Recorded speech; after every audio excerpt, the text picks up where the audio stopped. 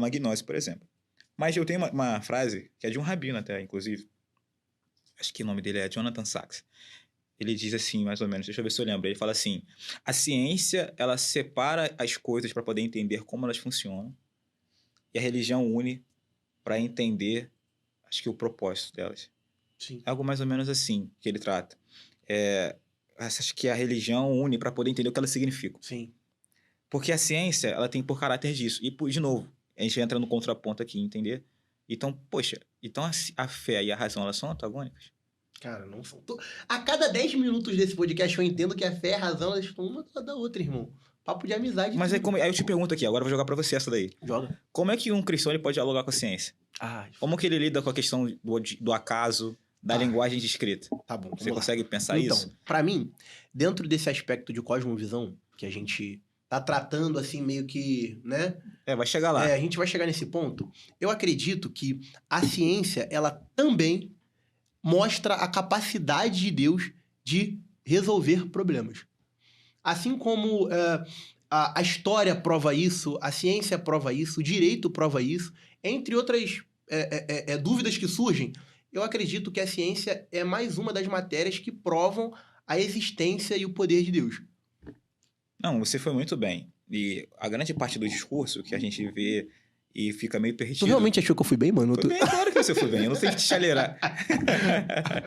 Essa capacidade de síntese. É por isso que a gente tá fazendo um podcast, sim, cara. aquela coisa. Mas, assim, isso é muito interessante, porque a gente se pega meio perdido quando vai falar, principalmente de biologia. A gente tratou de filosofia, né? Talvez fique um pouco longe de entender, que eu falei de alguns conceitos aqui, mas a gente consegue pensar.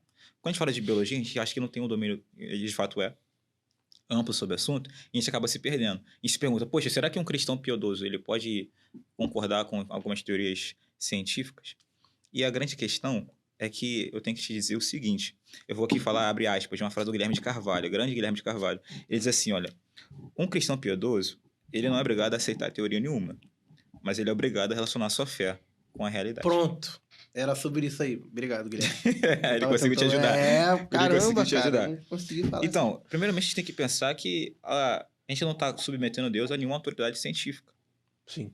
Porque isso aí vai virar cientificismo, que é outro perigo que a gente tem que ter. Na verdade, o mundo hoje ele é doutrinado pelo cientificismo também, Sim. de certa forma. Entender que a ciência, e aqui não é agora para o outro lado, né? De quem está fora da igreja, certo? Que é a razão última das coisas. E não é isso. Foi o que eu falei da frase do Jonathan Sachs. Porque por que a gente não consegue muitas vezes dialogar com um cara que é científico da área da biologia, da química, da física? Por quê? Porque a linguagem metodológica da ciência é diferente. É puramente isso. Porque a ciência ela não está preocupada, Salu, em saber o porquê. Ela quer saber o como. É por isso que a ciência ela não pode partir do pressuposto que você nasceu, puramente você nasceu. Sim. Tá entendendo? Então, por que ela não aceita... Porque é muito fácil, né? Por que ela não aceita isso? Não é, parece... Ela não pode fazer isso. Porque a gente tem evidências de registros muito mais simples antes de um bebê. Então, como que eu aceito a essência de um bebê como um ponto primordial, no sentido de evolução humana, e sendo que eu tenho, por exemplo, substâncias muito mais simples, de moléculas muito mais simples, e a gente pode entrar em diversas teorias aqui, falar sobre design inteligente, que a gente pode fazer um podcast só sobre cada evento disso, panspermia cósmica, supraprimordial e tudo mais. Mas tem substância muito mais simples, molécula muito mais simples, não pode fazer disso. Porque a ciência não está preocupada necessariamente o porquê, mas o como se desenvolveu de um organismo mais simples tornar um argumento mais complexo, sabe? É por isso que Jesus é fenomenal, né? Exato. Porque não é só sobre o como ou o porquê. Existe Exato. esse complemento. Eu acho que a Bíblia, ela complementa isso. Não necessariamente eu preciso de algo empírico para provar que é real. Não necessariamente eu preciso abrir a gente falou disso. Assim como você disse. Isso aí. Eu aprendi isso aqui nesse podcast. Eu tô aprendendo muito nesse podcast.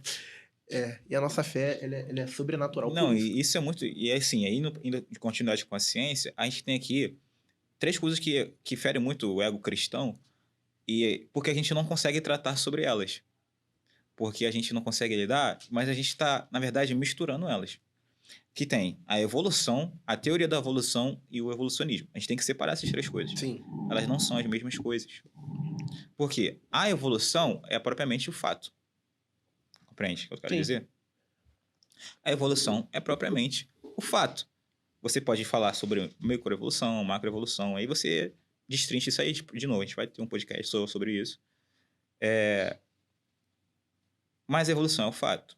O mundo, de certa forma, e os organismos evoluíram de certa forma. Ponto. Aí a gente entendeu, todo mundo concorda, eu acredito.